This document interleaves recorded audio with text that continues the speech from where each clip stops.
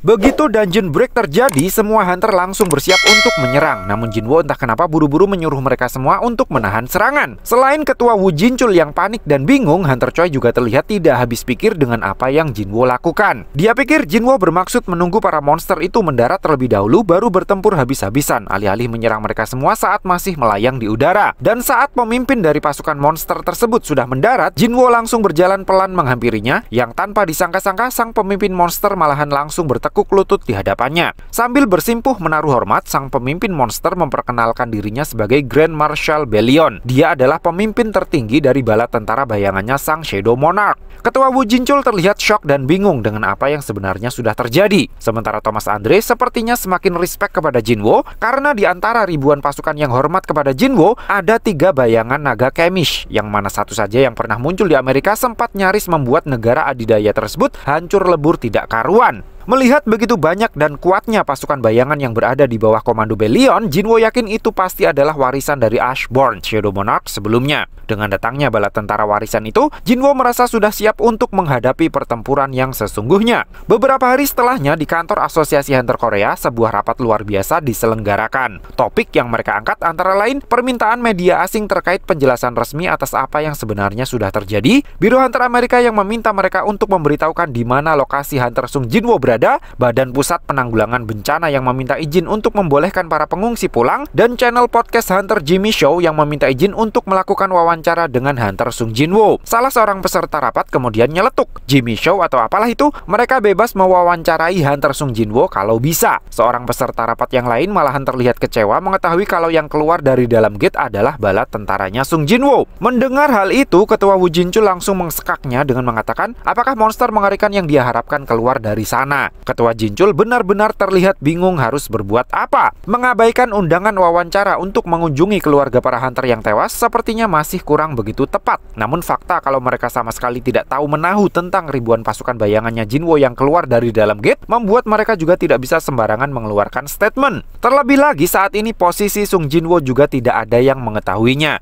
Tapi sebagai kolega yang baik, Ketua Jinchul benar-benar berusaha melakukan apapun yang dia bisa untuk membantu Jinwo. Di sebuah pulau yang entah berada di belahan bumi sebelah mana, Jinwo ternyata sedang melakukan simulasi pertempuran dengan membagi pasukan bayangannya menjadi 2 kubu. Saat sedang mengawasi pasukannya bersama dengan Belion, Beru tiba-tiba muncul dan meminta untuk diizinkan berduel melawan Belion guna memperebutkan posisi Grand Marshal. Karena penasaran juga dengan hasilnya, Jinwo mengizinkan 2 komandan terkuatnya itu untuk saling berduel. Melihat begitu besarnya ukuran pedang yang Belion gunakan, Jinwo yakin dia pasti tipikal petarung yang lebih mengandalkan kekuatan daripada kecepatan. Sehingga Jinwo percaya Beru dengan kecepatannya masih punya kesempatan untuk menang darinya. Tapi ternyata pedang besarnya Belion bisa memanjang seperti bangkainya Renji. Dan dengan pedang tulang ikannya tersebut, dengan mudah dia menangkap Beru yang sudah kadung meluncur langsung ke arahnya. Namun sebagai spesies serangga yang terkenal akan kegigihannya, Beru yang sudah tertangkap tetap ngotot menyerang Belion secara frontal. Di waktu yang sama di bandara Beijing, Liu Zigang dan rombongannya yang baru saja kembali dari Korea langsung diserbu oleh para wartawan yang sok tahu dan kepo. Liu jelas langsung gondok mendengar salah satu wartawan bertanya untuk apa dia repot-repot terbang ke Korea. Dia bilang apa mereka tidak bisa membaca peta atau bagaimana. Jelas-jelas posisi negara mereka berada di atas Korea. Saking gondoknya, Liu kemudian berujar kalau dirinya sama sekali tidak pede untuk bisa menghentikan apapun jika Hunter Sung Jinwo saja gagal menghentikannya. Sehingga dia memutuskan datang ke sana hanya untuk membantu. Jika ada yang tidak puas dengan jawabannya, silahkan hadapi sendiri saja para monster tersebut. Baru sedetik dia meluapkan emosinya, sesuatu yang mengerikan tiba-tiba muncul di atas kepalanya. Sebuah gate yang mirip seperti yang muncul di Korea, kini muncul juga di Cina. Sementara itu di suatu tempat nan jauh di sana, Yogumun sang Transfiguration Monarch terlihat sedang melapor kepada seseorang terkait pengkhianatan Shadow Monarch. Dan seseorang yang dia lapori itu terlihat sangat percaya diri untuk bisa mengatasi sang Raja Kematian. Dengan pasukan naga di belakangnya, sang Destruction Monarch bersiap untuk berangkat ke medan pertempuran.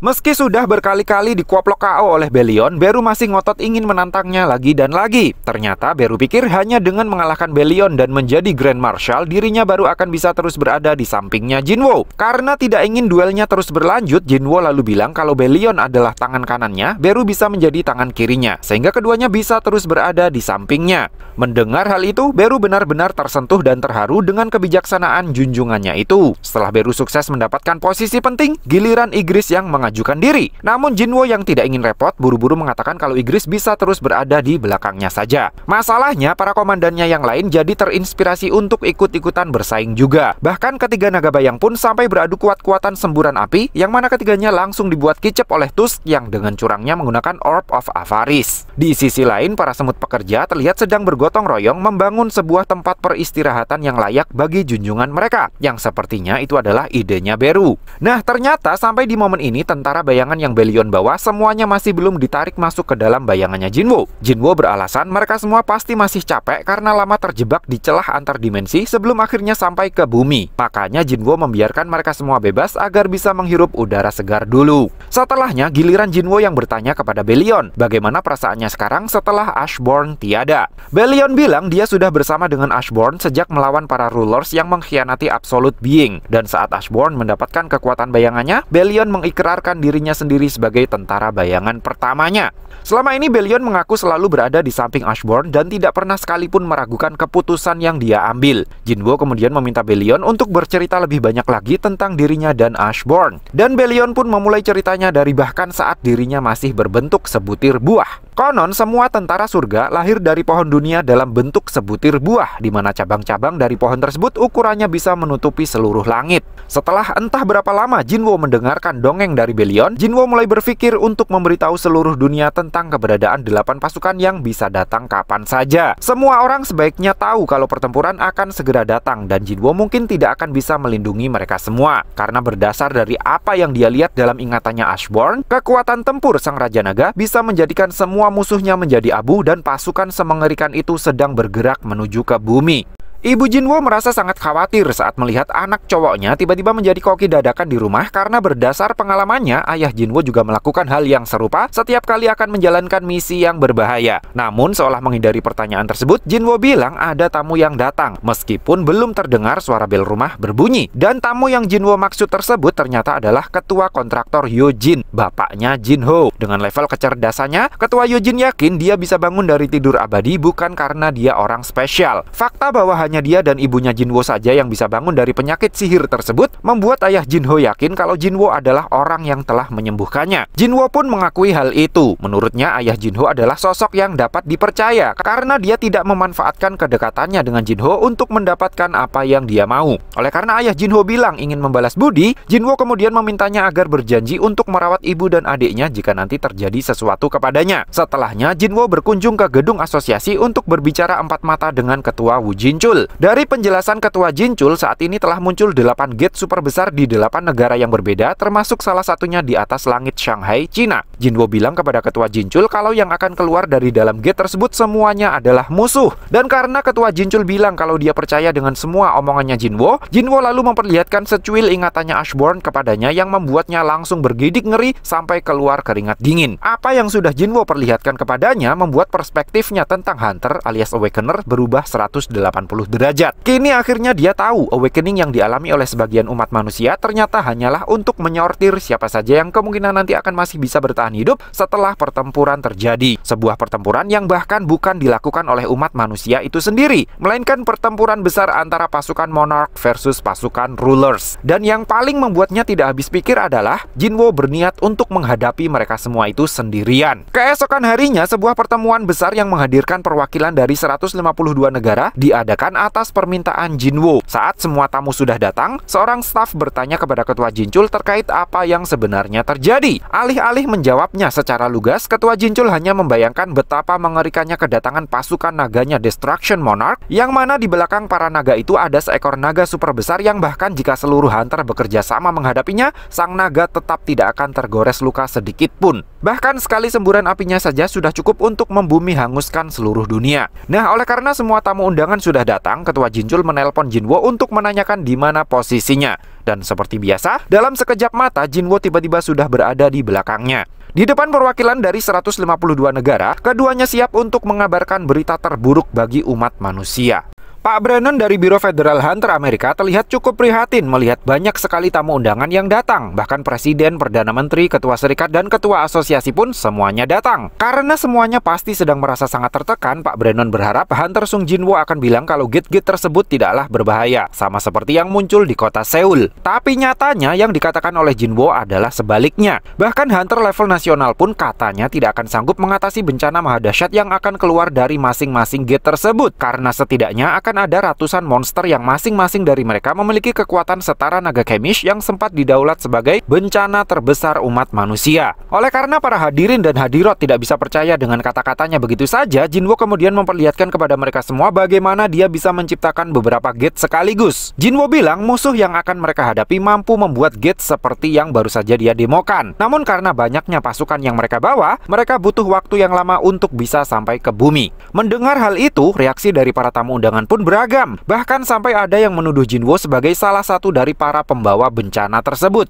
Namun seorang hadirin yang pikirannya cukup rasional kemudian bertanya kepada Jinwo, jika melawan tidak ada gunanya, lalu apa yang sebaiknya mereka lakukan? Jinwo bilang, mengungsilah sejauh mungkin dari lokasi munculnya ke-8 gates tersebut. Setelah itu, Jinwo mengunjungi pulau tempat tentara bayangannya dibiarkan bebas berinovasi, dan alangkah terkejutnya dia begitu melihat rumah sederhana yang Beru siapkan ternyata adalah sebuah kastil yang sangat megah. Niat baiknya Beru pun akhirnya diganjar hukuman sujud nungging oleh Jinwo. Setelahnya, Belion dengan sadar diri menerima hukuman yang sama karena ternyata dialah dalang dibalik dipasangnya umbul-umbul di puncak menara kastil. Dalam kondisi keduanya masih nungging, Jinwo bertanya kepada Belion, apakah jika dirinya mati, Belion yang akan mengambil alih komando bala tentara bayangannya? Dan ternyata tidak. Jika Shadow Monarch mati, maka semua tentara bayangannya juga akan ikutan mati. Jawaban dari Belion ini membuat Jinwo semakin yakin kalau kelebihan dari tentara bayangan adalah kesetiaannya, karena mereka akan memprioritaskan keselamatan Shadow Monarch di atas segalanya. Namun karena proses regenerasi para bayangan akan menguras energi sihir sang Shadow Monarch, maka kelebihannya itu juga sekaligus menjadi kelemahan baginya.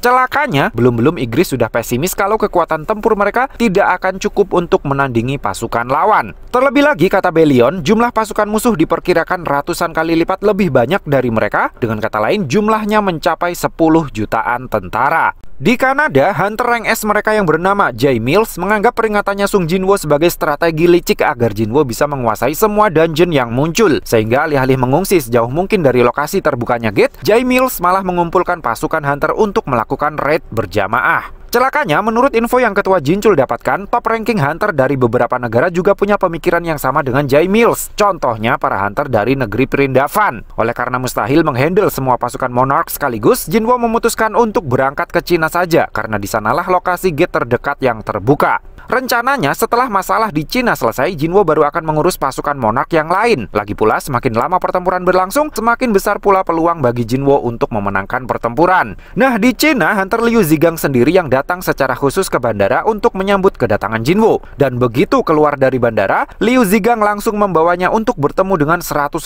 pasukan Hunter terkuat yang Cina miliki. Lalu hanya dalam hitungan menit, tibalah waktunya dungeon break terjadi. Jinwo pun langsung mengeluarkan seluruh bala tentara bayangannya yang membuat Hunter Liu Zigang jadi merasa minder sendiri. Parahnya lagi, Beru langsung menyuruhnya untuk minggir karena dia menganggap Liu Zigang sudah berdiri di tempat yang hanya dia yang boleh menempatinya. Terang saja, Jinwo langsung menyuruh Beru untuk berlaku sopan karena Liu Zigang ada di pihak mereka. Sesaat kemudian, dungeon break pun terjadi. Tapi anehnya, Belion sama sekali tidak merasakan hawa keberadaan satu monster pun dari dalam gate tersebut. Menurut info yang Belion dapatkan dari intelnya, kondisi yang sama juga terjadi di TKP yang lain. Hal itu membuat Jinwo langsung terperanjat panik karena dugaannya ternyata salah. Pasukan Monarch tidak muncul secara terpisah melalui 8 gate yang berbeda, melainkan muncul secara serentak dari satu gate yang lokasinya paling jauh dari Korea, yang tidak lain adalah Kanada, tempat di mana Jay Mills dan pasukannya sedang mengadu peruntungan. Ketika dungeon break terjadi di sana, para hunter dan para penduduk lokal yang hobinya ngeyel dibuat terkejut karena yang keluar dari dalam gate hanyalah satu ekor monster yang berwujud manusia saja, dan satu monster tersebut bisa berbicara layaknya seorang manusia biasa. Jay Mills yang merasa mendapatkan jackpot karena berpikir kalau Jinwo bisa mendapatkan pasukan dari gate yang pecah di Korea karena dia bisa berkomunikasi dengan monster yang muncul di sana, lalu dengan bangga mengaku-ngaku kalau dirinya adalah sang raja.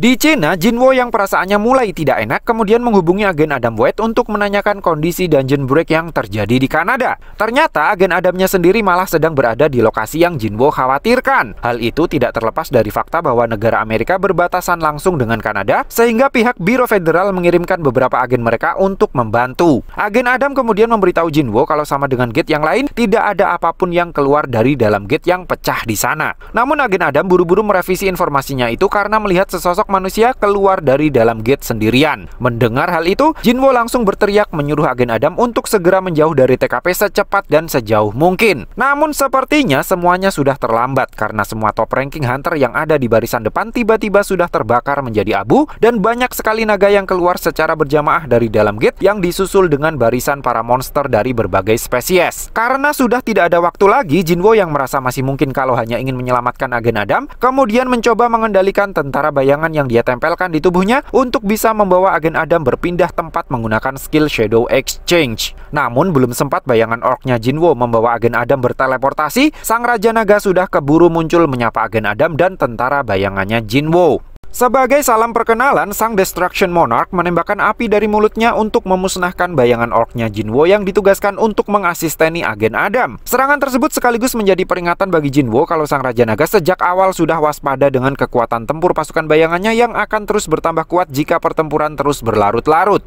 Makanya dia memusatkan seluruh koalisi pasukannya di satu tempat agar pertempuran bisa selesai lebih cepat. Jinwo yang merasa rencananya untuk mengulur waktu sudah berantakan, kini bingung harus berbuat apa karena jika dia pergi ke tempat Destruction Monarch sekarang, dia dan pasukannya pasti hanya akan menjadi santapan lezat baginya. Di saat Jinwo masih terhanyut dalam kebingungannya, Kanada sudah mulai dibumi hanguskan oleh pasukan naganya sang Destruction Monarch. Pak Brennan yang menyaksikan tragedi tersebut dari layar monitor di kantornya hanya bisa melampiaskan rasa frustasinya dengan minum minuman keras sambil membayangkan para hunter, para agen, dan para reporter yang bertugas di TKP yang kemungkinan besar sudah gugur semuanya. Kini yang bisa dia lakukan hanyalah menunggu waktu sampai para monster yang jumlahnya di luar nalar tersebut menyeberang masuk ke wilayah Amerika Serikat. Saat sedang mabuk-mabukan itulah, Jinwo tiba-tiba muncul di kantornya untuk meminta runestone naga Kemish. Pak Brennan awalnya menolak permintaan Jinwo, namun begitu kebayang kalau Amerika sebentar lagi tidak akan ada lagi, Pak Brennan langsung berubah pikiran. Apalagi Jinwo bilang dia butuh runestone tersebut untuk melancarkan serangan balik.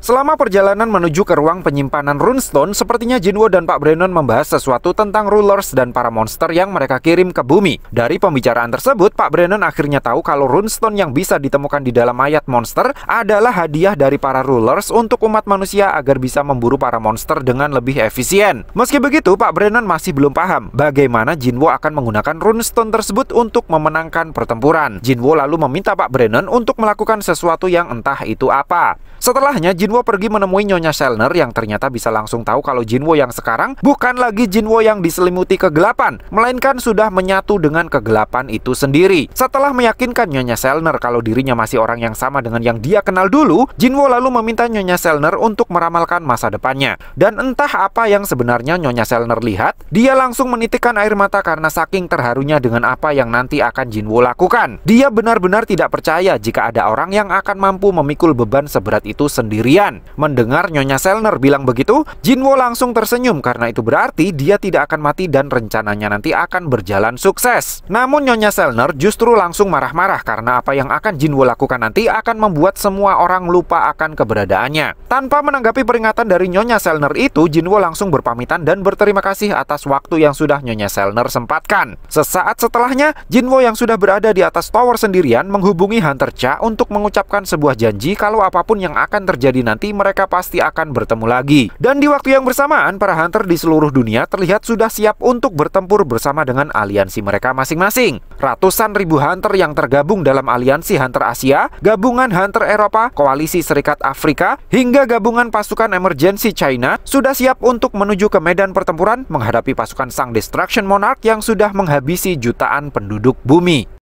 Di atas sebuah gedung bertingkat yang sudah tidak berbentuk lagi, Destruction Monarch terlihat kesepian karena dalam beberapa hari terakhir tidak ada pergerakan sama sekali dari Sung Jinwo. Dengan ekspresi yang terlihat bosan, Destruction Monarch pikir menghadapi 10 juta pasukan yang dia bawa dengan pasukan bayangan yang jumlahnya hanya ratusan ribu memang suatu tindakan bunuh diri. Jadi rasanya wajar jika saat ini Shadow Monarch mungkin sudah kabur terkencing-kencing ke ujung dunia. Nah, saat sedang melamun itulah sebuah roket tiba-tiba mendarat tepat di bagian wajahnya, disusul puluhan roket yang lain yang ikut-ikutan menghujani tubuhnya. Pilot pesawat tempur yang menembakkannya dengan bangga merasa kalau misinya kali ini pasti sudah sukses dijalankan. Namun sesuatu yang sangat besar dan mengerikan tiba-tiba muncul di balik kepulan asap di depan mereka yang kemudian langsung menyemburkan api dengan intensitas yang gak kira-kira. Sementara itu di dalam kastil semutnya, Jinwo terlihat duduk sendirian di singgasananya dengan tatapan mata yang sangat serius. Membayangkan betapa polos tingkah polanya Beru yang ternyata sekarang sudah bisa baca tulis, Jinwo terlihat tersenyum sendiri. Sementara Berunya sendiri yang seolah sudah mengerti dengan apa yang Jinwo rencanakan, terlihat menangis sedih dalam posisi kepalanya menyembul sedikit di permukaan lantai. Sementara Belion yang sudah berjongkok di sisi sebelah kanannya Jinwo, seolah berusaha memperingatkan Jinwo kalau apa yang dia rencanakan itu terlalu berbahaya. Begitu juga dengan Ygritte. Namun keputusan Jinwo sudah bulat. Dia yakin jika yang dihadapkan dalam situasi ini adalah Ashborn, dia pasti juga akan melakukan hal yang sama. Dan saat Jinwo mengatakan hal itu, Belion seolah melihat Ashborn dan Jinwo menjadi satu kesatuan yang tidak terpisahkan. Maka dari itu, ketiga jenderal perang utamanya Jinwo dengan sepenuh jiwa dan raga mereka memutuskan akan selalu berada di sampingnya hingga tetes darah terakhir. Oleh karena tidak ingin merasa terbebani jika menghubungi keluarganya terlebih dahulu seperti anjurannya Belion, Jinwo memutuskan untuk menghancurkan Samsung Pro Max-nya sebelum berangkat ke medan pertempuran. Di waktu yang sama, satu pesawat pengebom yang masih selamat terlihat sedang dikejar-kejar oleh seekor naga. Untungnya si pilot berhasil keluar dengan kursi pelontar sesaat sebelum pesawatnya habis dikunyah-kunyah dan terbakar. Tapi teror yang mengancam nyawanya masih belum berakhir sampai di situ. Begitu berhasil menginjakan kakinya di tanah, dia mendapati rekan-rekan seperjuangannya sedang dicabik dan dikunyah-kunyah oleh para monster. Dan saat dia menengok ke belakang, sebuah mulut monster yang sangat besar dan mengerikan sudah siap menyambutnya sebagai hidangan pencuci mulut. Meski berhasil menghindar dan mendapatkan kembali AK-47-nya, tetapi peluru-peluru yang dia tembakan sama sekali tidak bisa memberi luka pada tubuh si monster. Hingga saat dirinya sudah pasrah akan nasibnya, seseorang tiba-tiba datang dan menghabisi si monster dengan sekali serang. Sung Jinwo sudah tiba di medan pertempuran. Lalu dengan skill Commander Authority-nya, Jinwo menghentikan pergerakan semua monster yang menyerangnya, lalu menghabisi mereka semua dengan tebasan kedua golok pembunuh naganya. Sebagai langkah awal dirinya terjun ke medan laga, semua monster yang baru saja dia habisi langsung dia bangkitkan jiwanya untuk menambah amunisi. Kehadiran Jinwo akhirnya dirasakan juga oleh Destruction Monarch. Jogumun, sang Monarch of Transfiguration, kemudian bertanya apakah sekarang sudah saatnya mengerahkan seluruh pasukannya untuk menyerangnya. Namun anehnya, Monarch of Iron Body sama sekali tidak merasakan kehadiran dari pasukan bayangan di sekitar Shadow Monarch. Destruction Monarch curiga, Jinwo berniat menghabisi semua pasukan musuh sendirian lalu menjadikan mereka semua sebagai tentara bayangannya yang baru guna menghindari perang terbuka dan demi bisa mengulur waktu. Di tempat lain, Ketua Wu Jinchul ternyata malah sedang duduk santai menyaksikan siaran berita di televisi yang mengabarkan kalau saat ini komplotan monster yang sudah selesai menghancurkan Kanada telah masuk dan mulai menghancurkan wilayah Amerika Serikat. Ketua Jinchul pikir jika Amerika yang notabene memiliki kekuatan tempur terbesar di dunia saja bisa dibuat tidak berkutik seperti itu, lalu apa yang bisa dilakukan oleh umat manusia saat ini selain berdoa berharap akan datangnya keajaiban. Nah, di saat Ketua Jinchul mulai khusyuk dalam berdoa, ratusan bala tentara bayangan terlihat mulai ikut terjun ke medan pertempuran. Kehadiran mereka seolah menjadi awal serangan balik dari pihak manusia. Di tempat lain, tanpa ampun Jinwo membabat habis setiap monster yang dia temui, termasuk seekor monster raksasa yang berani-beraninya menyerangnya sendirian. Setelah keseimbangannya bubrah karena satu kakinya diamputasi oleh Jinwo, si raksasa pun menjadi bulan-bulanan ratusan atau mungkin ribuan tentara bayangannya Jinwo. Saat itulah segerombolan pasukan naga terbang tiba-tiba datang memenuhi langit. Namun karena Jinwo tidak merasakan hawa keberadaan sang Destruction Monarch, dia yakin sang Raja Naga masih belum mau turun tangan. Sehingga yang perlu Jinwo lakukan saat ini hanyalah memberinya alasan agar terpaksa keluar untuk menghadapinya secara langsung.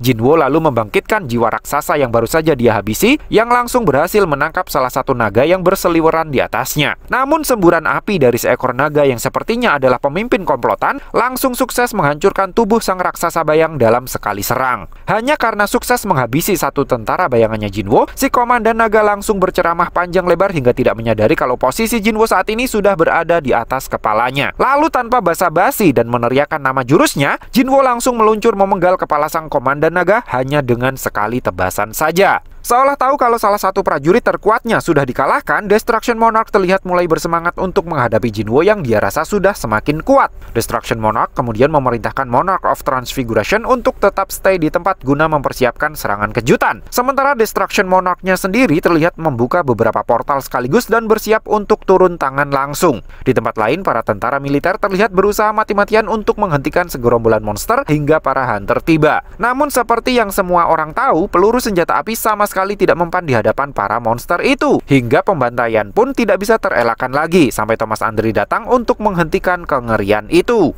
Meski para monster itu kelihatannya kuat, tetapi di hadapan Thomas Andre mereka bukanlah apa-apa, kecuali Monarch of Iron Body yang ternyata ikut dalam gerombolan tersebut. Karena sudah pernah melihat Thomas Andre kalah telak saat melawan Fangs Monarch, Monarch of Iron Body dengan pedenya bilang dia bisa saja memenggal kepala Thomas Andre bahkan sebelum dia sempat mengedipkan matanya. Namun siapa sangka Thomas Andre tidak datang sendirian. Segerombolan besar pasukan bayangannya Jinwo yang dipimpin oleh Belion juga ikut menempel di dalam bayangannya, dan mereka semua langsung keluar begitu mendapatkan tantangan dari Monarch of Iron Body. Sadar kalau dirinya sudah masuk jebakan Batman, Monarch of Iron Body berniat langsung melaporkannya kepada Antares, sang Destruction Monarch. Tapi niatnya itu tidak bisa dilakukan karena Tusk sudah mengaktifkan sihir penghalang untuk memutus koneksi ke tempat Destruction Monarch. Monarch of Iron Body jelas sangat terkejut karena apa yang Jinwo lakukan saat ini sangat jauh berbeda dengan pola serangannya Ashborn yang selalu melakukan serangan langsung. Merasa taktik yang Jinwo lakukan sangat manusiawi sekali, Monarch of Iron Body terlihat sangat marah dan menganggap Jinwo tidak layak untuk disebut sebagai seorang monarch. Mendengar hal itu, Beru jelas langsung tersulut emosinya. Begitu juga dengan Monarch of Iron Body yang merasa sangat terhina karena seorang prajurit seperti Beru berani menghalangi seorang monarch seperti dirinya. Monarch of Iron Body pun langsung bertransformasi ke mode tempurnya untuk memberi pelajaran kepada para prajurit bayangannya Shadow Monarch. Sementara itu di tempat lain, Jinwo dan Antares akhirnya berhadapan secara langsung untuk pertama kalinya.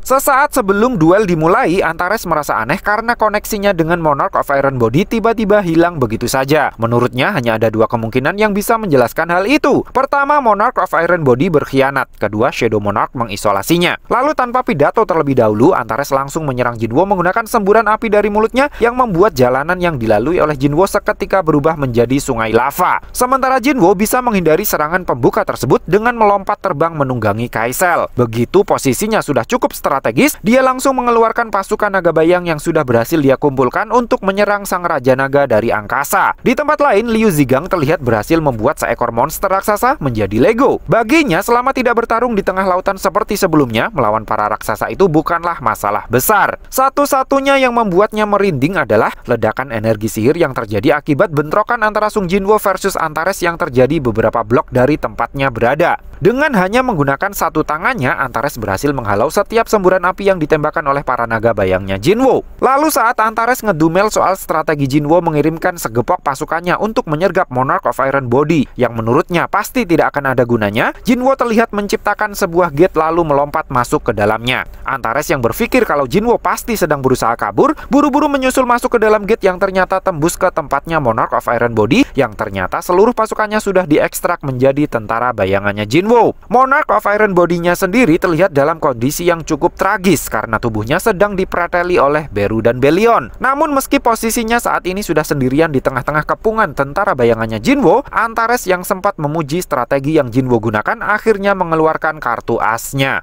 Dengan menggunakan portal-portal yang dipersiapkan oleh Monarch of Transfiguration, Antares memanggil bala tentara naganya untuk balik menyergap pasukan bayangannya Jinwo. Antares pikir kemenangan saat ini sudah pasti berada di tangannya. Namun entah kenapa, Jinwo justru terlihat tersenyum senang. Seolah semua sudah berjalan sesuai dengan rencananya, begitu pasukan naganya Antares datang, Jinwo langsung menarik semua tentara bayangannya. Melihat apa yang Jinwo lakukan, lagi-lagi Antares salah kaprah, berpikir kalau Jinwo pasti sudah menyerah setelah melihat pasukan naganya yang begitu gagah. Namun sedetik kemudian, mata Antares langsung melotot begitu tahu kalau Jinwo bisa menggunakan kemampuan yang dia dapatkan dari runestone-nya naga Kemish. Runestone Naga Chemist ternyata memberi Jinwo kemampuan untuk menggunakan semacam auman naga yang bisa membuat para naga jadi tidak berkutik karena tiba-tiba merasa jatuh dalam jurang keputusasaan. Lalu saat Antares masih terlihat bengong karena rencana jeniusnya sudah gagal lagi, Jinwo tiba-tiba menghampirinya lalu menyeretnya masuk ke dalam sebuah gate yang tembus ke pulau tempat kastilnya Jinwo berada. Jinwo bilang saat ini posisi mereka berada di sisi lain dari tempat yang tadi. Menurut Antares, pertempuran habis-habisan seharusnya lumayan menguntungkan bagi Jinwo yang memiliki pasukan sebanyak itu. Meskipun itu juga membuat energi sihirnya akan jadi lebih cepat terkuras habis. Tapi Antares pikir memisahkan dirinya sejauh mungkin dengan pasukannya adalah strategi yang luar biasa. Nah, sebelum pertarungan terjadi, Antares sempat mengkritik ukuran kastilnya Jinwo yang menurutnya terlalu kecil untuk ukuran istana seorang monark. Namun bagi Jinwo, itu sudah cukup besar untuk dijadikan sebagai bangunan makam bagi sang Destruction Monarch. Antares kemudian berubah ke wujud naganya untuk menjalani duel yang menurutnya akan menjadi ajang adu ketahanan. Apakah dia akan masih mampu bertahan sampai pasukannya berhasil menemukan posisinya?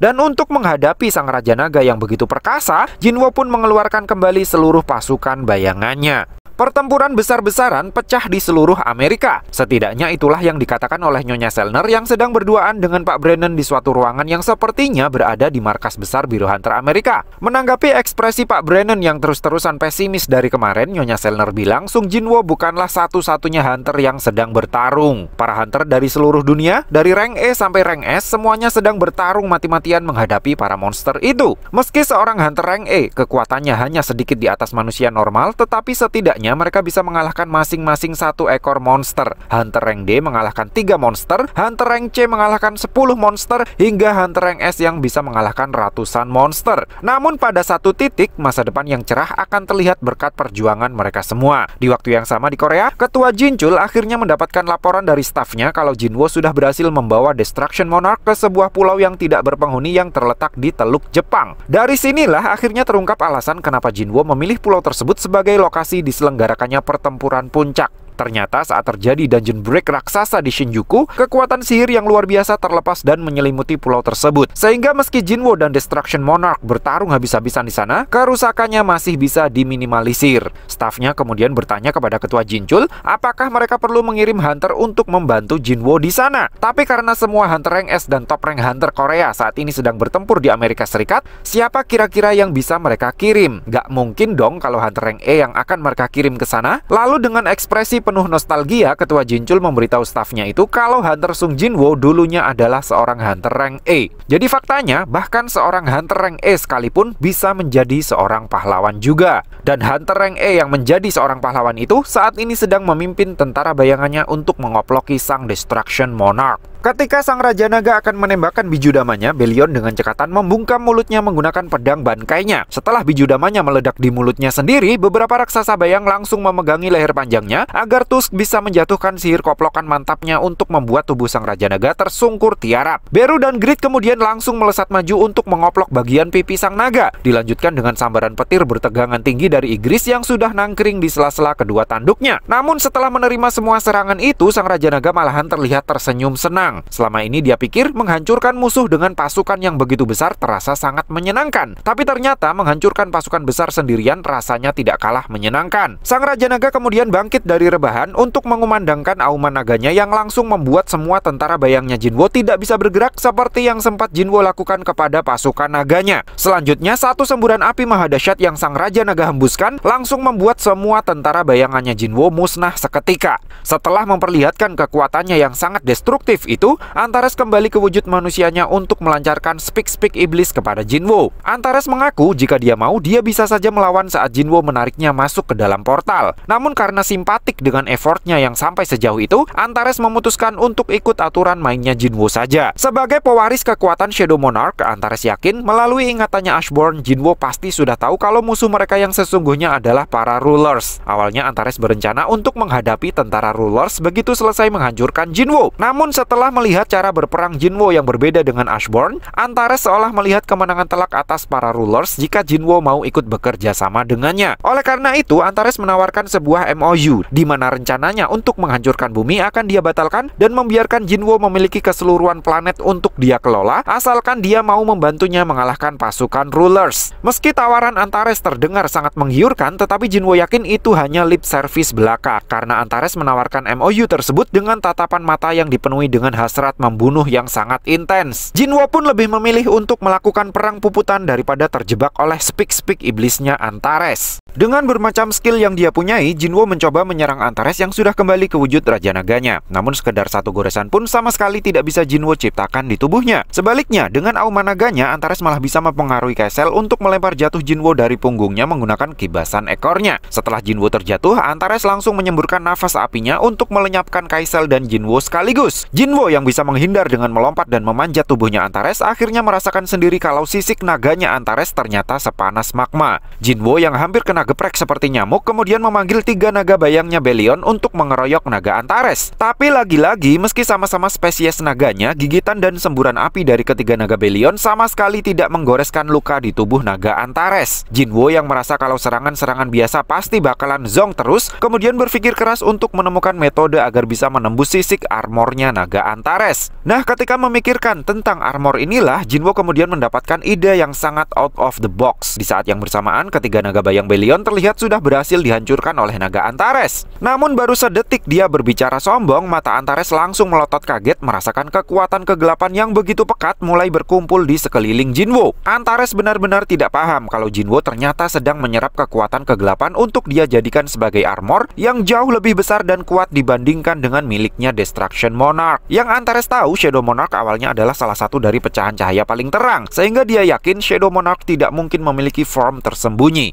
Tapi kalau begitu, bagaimana menjelaskan fenomena yang sedang terjadi tepat di depan matanya? Antares benar-benar tidak habis pikir bagaimana mungkin seorang manusia biasa bisa memanggil kekuatan kematian ke dunia ini. Dan jeng-jeng, Jinwo pun akhirnya sukses membangkitkan wujud Susanoo-nya, sebuah wujud raksasa yang dia rasa memiliki kekuatan yang tidak terbatas. Melihat wujud barunya Jinwo yang keren abis, naga Antares akhirnya paham kalau selama menjadi manusia, Jinwo pasti sudah berkali-kali berada di ambang kematian demi bisa terus bertahan hidup. Dan itulah yang membuat Ashborn tertarik untuk mewariskan kekuatannya kepada Jinwo. Setelah menyadari hal itu, Antares merasa kalau Jinwo ternyata jauh lebih berbahaya dari apa yang dia pikirkan sebelumnya. Sehingga tanpa ragu lagi, Antares bermaksud untuk menyerang Susanoo-nya Jinwo dengan satu semburan api terkuatnya. Tapi siapa sangka tidak hanya ditangkis, serangan terkuatnya itu bisa Jinwo kembalikan kepadanya hanya dengan menggunakan satu tangannya saja. Hal itu tentu saja membuat Antares semakin geram dan langsung menerjang ke arah Jinwo dengan segenap kekuatannya. Dengan wujud barunya, pertarungan antara Jinwo versus Antares akhirnya memasuki babak baru. Jinwo yang sepertinya masih belum terbiasa dengan wujud barunya kelihatan cukup kerepotan menghadapi serangan demi serangan dari sang Raja Naga. Namun setelah satu tangannya dihancurkan, Jinwo akhirnya bisa mengeluarkan sebuah pedang yang kemudian bisa dia gunakan untuk menyerang balik. Dan setelah melihat bagaimana naga Antares menciptakan semacam portal sihir untuk memperbanyak semburan apinya dalam sekali serang, Susanoo-nya Jinwo akhirnya juga bisa menggunakan teknik Dagger Rush versi raksasa. Lalu setelah bentrokan mahadahsyat antara semburan api naga dari langit versus Dagger Rush versi raksasa kegelapan dari bumi ini, wujud Susanoo-nya Jinwo akhirnya berakhir.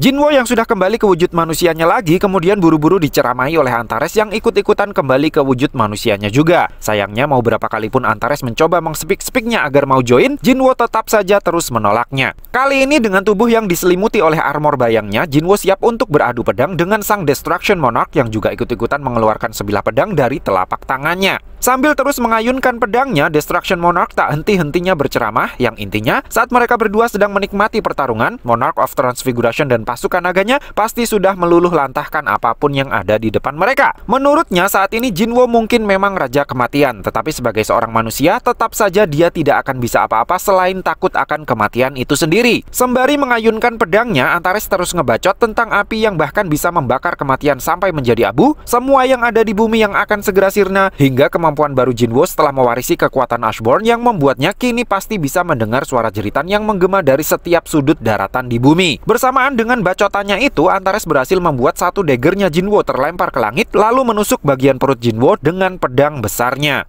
Saat Jinwo dalam posisi berlutut, Antares yang langsung menempelkan ujung pedangnya ke lehernya Jinwo dengan begitu percaya diri merasa kalau perlawanan Jinwo kini sudah berakhir. Belum tahu saja dia, satu daggernya Jinwo yang masih melayang di udara sudah siap untuk meluncur bak roket menembus kepalanya dari atas. Namun karena daggernya tersebut terbuat dari taring naga kemis, tentu saja sang Raja Naga bisa mengantisipasinya dengan mudah. Tapi setidaknya berkat momen tersebut, Jinwo bisa melompat mundur untuk jaga jarak. Dan seolah mulutnya berubah jadi ceriwis menjelang kematiannya, Antares kembali ngoceh terkait betapa lucunya pertarungan mereka. Yang satu memiliki kekuatan api yang lahir dari kegelapan, sementara yang satunya memiliki kekuatan kegelapan yang lahir dari pecahan cahaya. Lalu keduanya sepakat untuk melancarkan serangan pamungkas untuk mengakhiri pertarungan mereka. Secepat kilat, Jinwo meluncur ke arah Antares yang sudah bertekad bulat akan mengambil kepala Jinwo untuk dijadikan sebagai penyemangat bagi para anak buahnya. Saat meluncur itulah, Jinwo memberi pelajaran fisika kepada Antares kalau terbitnya matahari bisa membuat bayangan jadi semakin pekat. Lalu para komandan pasukan bayangannya Jinwo serentak muncul kembali untuk mematikan pergerakan Antares yang kelihatannya tidak siap untuk mengantisipasi serangan berjamaah tersebut. Antares yang kini hanya bisa berteriak untuk melampiaskan emosinya, seolah melihat Sung Il-hwan, Ashborn, dan Jinwo secara bersama-sama membacoknya menggunakan dagger milik ayahnya Jinwo yang seorang wadah dari kekuatan seorang rulers. Bersamaan dengan terbelahnya tubuh Antares, kilatan-kilatan cahaya menyilaukan tiba-tiba muncul di langit di atas kepala mereka.